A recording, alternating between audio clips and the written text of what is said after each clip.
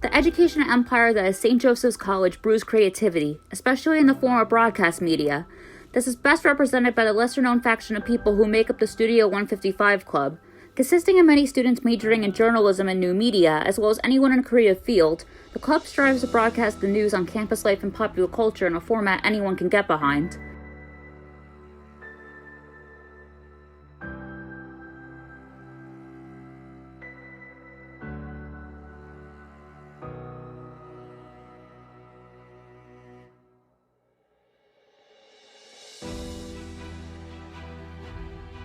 The club itself is located inside the O'Connor Building's cafeteria area. A small cubicle in the far leftmost corner, everything from podcasts to radio broadcasts are recorded inside the studio. Though the area itself may be small, every single member is able to give a hand to producing the club's vast library of content.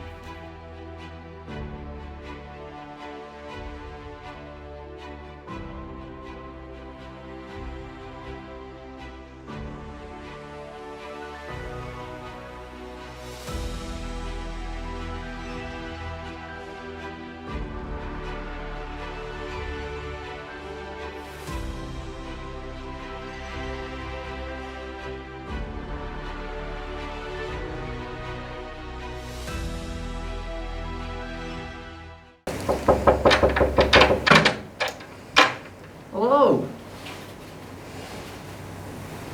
Come on in. Leading the charge is William Phillips, head of journalism and new media department.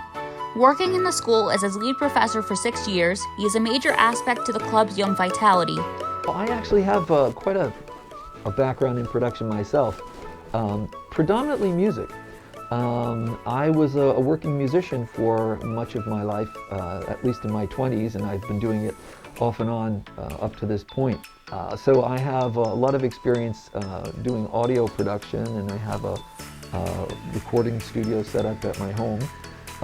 But I've also been involved in some film production as well. I was trained for a while at the New York Film Academy in Manhattan, and did a bit of work there, and then afterwards with a partner of mine, and we made about 4 short films, but we really got into it. We ended up with, we had a dolly, and we ended up with a crane, as well as, cameras and tripods and light shows and stuff. We did some music videos as well. Studio 155 really began about 1.5 years ago. It was difficult to keep student interest in the radio station, so it kind of just stopped being operable for a while, and then the newspaper stopped about 1 year ago itself. But there was a really nice little studio in the O'Connor building, and I ended up asking the folks in student engagement whether my students in JNM could use that studio to do podcasts. And we did, and it was quite successful. And I ended up talking with the folks in student engagement and ran by them the idea of doing a student multimedia club, rather than focusing just on print newspaper or the radio station. Why didn't we have something that would encourage kids to make podcasts and videos, and they could also do radio, and they could do print and other things, maybe social media as well. So that's what we decided to do. Materials for 155 can be found in the lower level of the St. Joseph's College campus library. Everything from canvas cameras to high-quality microphones can be ordered on a whim by the vast array of journalism and new media majors. This is where we keep our equipment for the club and for the J&M department. Our partners at the library are kind enough to house our equipment in this file cabinet and around it. We have a lighting kit up top here. We have some boom poles on the side here, but most everything else is actually in the cabinet. Alrighty. So I'll show you what we have in here. We have cameras and microphones, tripods, headphones and other peripherals. So I'll show you a little bit what we've got.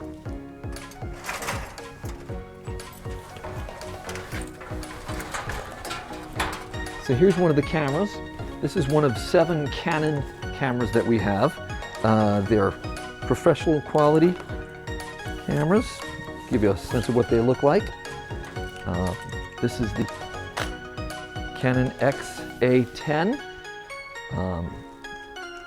Take our little cap off. Really nice quality camera, gives a really wonderful image. Okay, so that's what that looks like. All right, and then there are more cameras in the second drawer, and these are a little more updated. This is the Canon XA11. Same basic camera, slightly different features, but a little smaller bag, so you can kind of tell which one you're getting when you take them out. And in our third cabinet, we keep our microphones. And we have several microphone types. The one I'm using right now is actually a lavalier. This is the kind of microphone that clips on so that you're interviewing a person for a profile or something like that. You don't have to worry about them moving around with the microphone. It stays with them. It's got a battery pack and plugs right into the camera from that. We also have what are called reporter microphones. This is the Rode reporter microphone. And this is a handheld microphone that you would use for a news story out on the street, that kind of thing. And we also have what's called a shotgun mic. And this is what is generally used most of the time in professional filmmaking. This is the kind of thing it can fit on the camera, or it can fit on what's called a boom pole. In the professional movie making, there are boom pole operators, and their job is to hold the microphone and hold it just over the actors and capture what they're saying in dialogue and actual scenes. So we have those.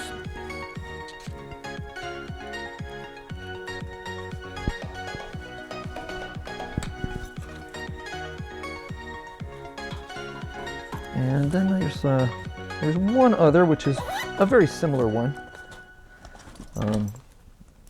It's made by the Asden company, and this is the one that we most often use on the camera itself. It allows you to get a better quality of sound than the built-in camera microphones, and it's very similar in quality to the other shotgun mic that I showed you. And those are our microphones. And finally, we have a drawer full of our Magnus tripods. With a good camera, you need a good tripod so that you get a nice steady image. And these are some pretty sturdy items. It's the Magnus VT4000. We're very proud of them. William Phillips is not the only force at play here. The students, such as Justin Miller and Julia Ruscino, are big parts of the club's vitality, despite setbacks such as the COVID-19 pandemic halting aspects like the town newspaper for the last year. Justin Miller has been a life force for everything school news related, while Julia is a pro of everything social media, even running her own sports media page for baseball-related content known as the Yankee Jungle. So I joined Studio 155 my first year in the journalism program, because Professor Phillips brought up to me as another way to get involved, more people in the major, and to further my knowledge of journalism and media studies with the school. Yeah, I first came to this school in September 2020 was my first semester here, and I heard about it right away, and as soon as I heard about it, I wanted to be interested in it. I wanted to help build it back up. I took a film class in high school, which I got some moderate experience doing camera and designing stuff, so it's not much, but I've gained a lot of film knowledge from working with this club, which I'm incredibly grateful for. When it comes to film, I'm not too experienced in it. Like beforehand, I did take a couple broadcasting classes in high school. I never really was really interested in that side until recently, until I came to college and came and started learning about the cameras. But mainly a lot of my knowledge lies in writing, things like that. Now we're working on developing the first Studio 155 newspaper. Still a bit of a work in progress. We're trying to figure out how we can upload it in a way where it will be easily accessible for the student body. And in the spring, we're hoping, like I said, the radio station, working on that, and also just getting to do more projects for the school's clubs, because I feel like that's that's one of our biggest values, is being able to help these clubs broadcast their events to the school's community, so they can have some kind of memento of what they've done and all the hard work they put into their event. I'm really hoping that our work with Studio 155, trying to build it back up, that we can really get it to the point where people will be happy to contribute and we get more contributors, because right now we have a very small number of people contributing to it, and I would like to see it grow, and I'd like to have us have some kind of consistent newspaper, a radio show, and working with some of the other clubs with the school as we have been to present more of their events to the campus, because I feel like that's what our biggest value is. With the club continuing to grow semester after semester, the future looks bright for the small yet vibrant cluster of students. No matter what the setbacks might be in the future, Studio 155's club members are ready to deliver the best possible content to the school's community.